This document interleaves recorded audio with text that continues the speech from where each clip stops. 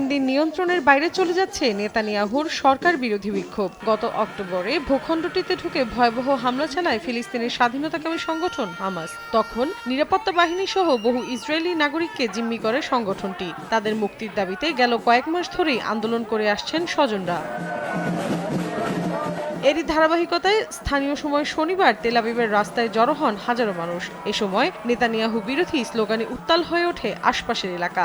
জিম্মিদের মুক্তির পাশাপাশি দাবি জানান নতুন নির্বাচনের। এক পর্যায়ে রাস্তায় আগুন ধরিয়ে দেন বিক্ষুব্ধরা। পরিস্থিতি সামলাতে এ সময় ব্যাপক ধরপাকড় চালায় আইনশৃঙ্খলা বাহিনী। এদিকে তেল আবিবের একটি উপকূলীয় শহরে রাস্তা বন্ধ করে আন্দোলন করেন হামাসের হাতে জিম্মিদের পরিবারের সদস্যরা। পরে পুলিশ তাদের সরিয়ে দেওয়ার চেষ্টা করলে বাড়ে উত্তেজনা।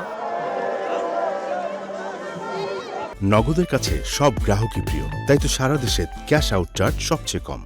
গত বছর বিচার ব্যবস্থার বিতর্কিত সংশোধনের প্রতিবাদে ফুঁসে ওঠে ইসরায়েল। তখনও ধীরে ধীরে তা সরকার বিরোধী বিক্ষোভে রূপ নেয়। এরপর গেল ৭ অক্টোবর ইসরায়েলের স্মরণকালের সবচেয়ে বড় হামলা চালায় হামাস। পাশাপাশি জিম্মি করে অনেক ইসরায়েলিকে।